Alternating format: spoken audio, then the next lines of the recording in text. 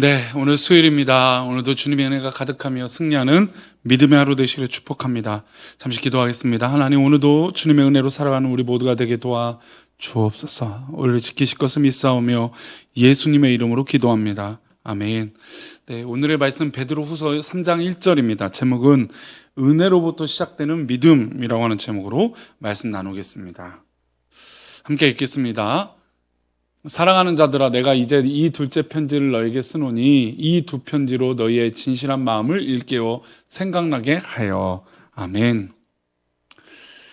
젊은 사람 하면 떠오르는 단어는 열정이에요. 도전이에요.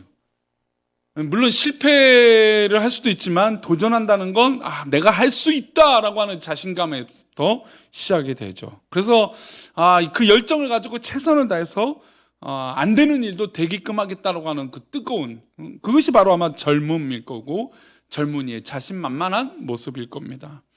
하지만 인생을 오래 살아본 어른들의 이야기를 보면 그렇지 않다는 것을 알고 있습니다.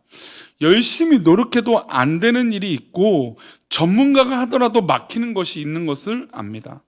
주변 상황과 여건이 언제나 호의적이지 않다는 사실을 잘 알고 있는 것이 바로 어른들입니다. 그래서 어른들이 인생을 오래 살다 보면 지혜가 생겼는데 스스로 통제할 수 있는 것은 열심히 노력하지만 통제할 수 없는 것은 마음을 쓰지 않고 맡겨버립니다. 여기서 중요한 것은 누구에게 맡기냐 이것이죠. 신앙이 없는 분들에게는 운에게 맡깁니다. 이렇게 할 때는 탁탁탁 잘 됐어, 운이 좋았어 라고 얘기합니다. 저는 이 운이 좋다라는 말을 좋아하지 않는다고 분명히 예전에도 말씀드렸죠. 운이 아니죠.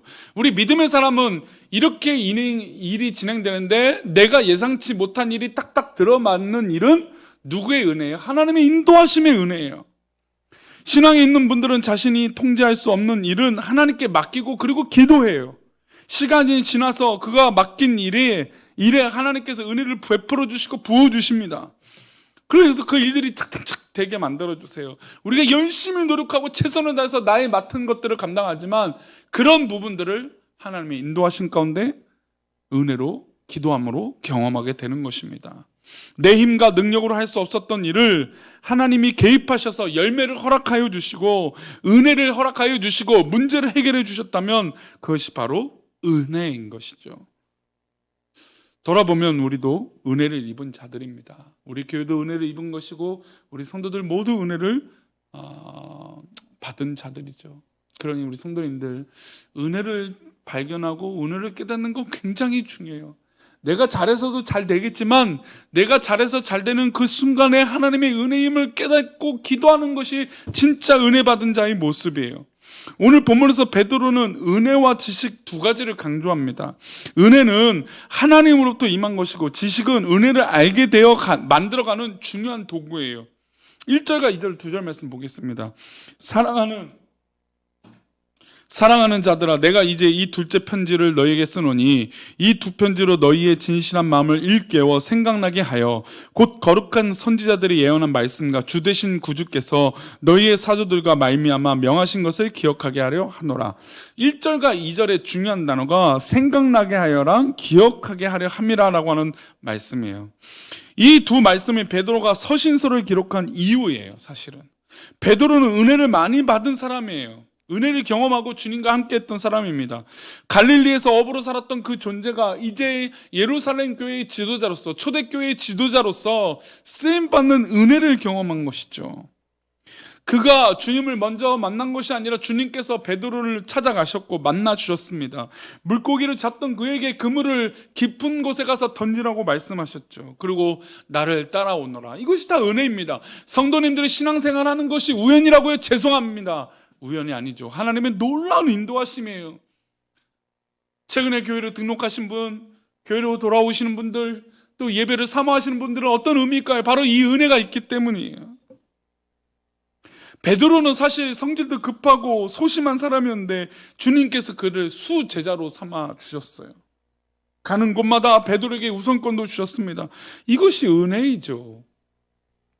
3번이나 예수님을 모른다고 부인했지만 주님께서 그를 용서하시고 내 양을 먹이라고 3번이나 말씀하셨습니다. 다 은혜예요. 그리고 베드로에게 성령을 주셨잖아요. 그것도 은혜죠. 우리에게도 역시 나 같은 죄인인데 하나님께서 이 죄인을 용서하시고 사랑한 것이죠. 이 놀라운 은혜를 흘려버린다면 은혜를 주신 그리스도에 대한 도리가 아니죠. 그래서 베드로는 마가복음을 기록하고는 베드로 전서와 후서를 기록했습니다. 그는 은혜를 은혜되게 만든 것이죠. 그는 믿음의 후세들이 베드로가 경험한 예수 그리스도를 통해서 새로워지기를 원하는 마음으로 성경을 기록했습니다. 그는 은혜에서 시작해서 은혜를 은혜되게 하기 위해서 지식을 추구한 것입니다. 예수님에 대한 지식, 하나님에 대한 지식은 자기 스스로 노력해서 가질 수 있는 것이기 때문입니다. 그래서 은혜가 더 중요한 거예요. 그리고 이어서 어떤 것을 현혹되지 말라고 말하냐면 종말론에 대해서 현혹되지 말라고 말합니다. 당시 사람들은 임박한 재림시대, 그러니까 예수님이 승천하신 지 얼마 안 됐으니까 그 승천하신 예수님을 목도했기 때문에 금방 오실 거라고 생각했던 것이죠. 근데 예수님이 재림이 점차 지연이 됐잖아요. 그래서 믿음이 해이해지기 시작해요. 그때 베드로가 이렇게 말합니다. 8절과 9절이에요. 사랑하는 자들아, 주께는 하루가 1000년 같고 1000년이 하루 같다는 이 한 가지를 잊지 말라. 주의 약속은 어떤 이들이 더디다고 생각하는 것 같이 더딘 것이 아니라 오직 주께서는 너희를 대하여 오래 참으사 아무도 멸망하지 아니하고 다 회개하기에 이르기를 원하시느니라. 지금 하나님, 예수님이 재림이 늦어지는 이유는 우리 모두 다 구원에 이르기까지 기다리고 계시는 거예요. 그리고 예수님의 시간은 하루가 1000년이에요. 1000년이 하루 같은 시간의 개념이에요. 그러니까 우리가 재촉하고 생각하는 그 시간의 개념하고는 너무나 다른 것이죠. 그래서 우리는 이 고민이 중요합니다. 베드로는 예수님의 재림이 지연되는 이유는 모든 사람을 품으시고 사랑하셨다는 거예요. 이것도 역시 은혜죠. 반드시 주님이 재림하실 텐데 그 시기는 도둑같이 온다라고 말씀하고 있어요. 10절입니다. 그러나 주의 날이 도둑같이 오리니 그날에는 하늘이 큰 소리를 떠나가고 물질이 뜨거운 불에 풀어지고 땅과 그 중에 있는 모든 일이 드러나는 도다. 주의 날이 도둑같이 임하니까 너희는 항상 준비하고 깨어 있으라고 말씀하고 있습니다. 종말에 대한 지식이 이렇게 중요해요. 만약 종말에 대한, 말세에 대한 지식이 없으면 그릇된 종말론에 빠지게 됩니다. 우리 역사적으로 알잖아요. 잘못된 종말론에 빠져서 그릇된 신앙생활을 하는 사람들이요. 그래서 베드로는 지식을 가지고 있는 것이 중요해요. 그러니까 첫 번째로 은혜가 중요한데 제대로 알아야 이 종말, 잘못된 종말에 대해서 깨달아 제대로 된 지식으로 은혜 가운데 살아갈 수 있다는 것을 말하고 있는 것이죠. 그래서 은혜와 지식, 그래서 1절과 이제 났던 생각나게 하여 기억하게 하는 것, 생각나게 하는 것, 하나님의 은혜를 생각나게 하는 것이고, 기억나게 하는 것은 내가 알므로 지식으로 말미암아 하나님을 알아가는 그 지식으로 말미암아 이단과 사이비와 잘못된 길에서 벗어날 수 있기 때문이에요. 그래서 결론적으로 베드로가 하고 싶은 말을 18절에 이렇게 말합니다. 오직 우리 주 곧 구주 예수 그리스도의 은혜와 그를 아는 지식에서 자라가라. 영광의 이제와 영원한 날까지 그에게 있을지어다. 오직 우리 주 구주 예수 그리스도의 은혜와 그를 아는 지식에서 자라가라. 얼마나 감사합니까?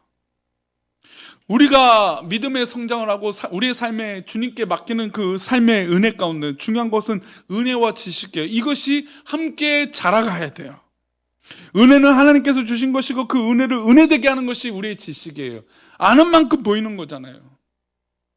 어떤 사람은 은혜에서 시작해서 지식으로 나아가고 어떤 사람은 지식이 시작해서 은혜로 갈 수도 있습니다. 베드로는 은혜부터 먼저 받았던 사람이에요. 근데 반대로 베드로는 지식부터 있었던 사람이죠. 그래서 지식이 예수님 만남으로 자기 지식이 잘못됐다라는 걸 깨닫죠. 그래서 그 지식의 근본으로, 기본으로 그 성경과 하나님의 말씀을 나타내는 것을 보게 됩니다. 어쨌든 은혜와 이 지식은 떼어놓을 수 없는 것입니다. 아는 것을 잘 알아야 돼요. 내 삶에 드러나는 것이 바로 은혜를 통한 아는 것이 하나가 되어야 돼요. 물론 우리가 100가지 다 완벽하게 내가 받은 은혜가, 내가 알고 있는 지식이 은혜와 지식으로 하나가 된다는 건 쉬운 것은 아니에요. 정말로 하나님께서 기뻐하시는 놀라운 은혜와 지식이 우리 가운데 있을 수 있도록 힘써야 된다는 것이죠. 그리고 그것이 하나가 되어져야 돼요. 믿음의 성장에서 은혜와 지식은 떨어뜨려 놓을 수가 없어요. 모든 것이 하나가 되어져야 돼요. 오늘 우리도 베드로가 말하는 것처럼 은혜를 먼저 받은 분은 예수 그리스도에 대한 지식을 추구하기를 바랍니다. 혹시 말씀을 열심히 읽고 공부한 지식이 있는 분은 주님을 만나는 은혜가 넘치기를 축복합니다. 지식을 많이 쌓은 분들은 언젠가 나에게 임할 하나님의 은혜를 갈망하시기를 축복합니다. 그래서 교회 안에서도 성경적 지식이 많은 사람이 있고 은혜가 충만한 사람이 있잖아요. 그러니까 이것이 어떻게 보면 좀 잘 조화롭게 이루어져야 돼요. 은혜와 지식이 넘쳐 하나님의 은혜 가운데 승리하는 우리 모두가 되시기를 축복합니다. 오늘도 하나님의 은혜 속에 사십시오.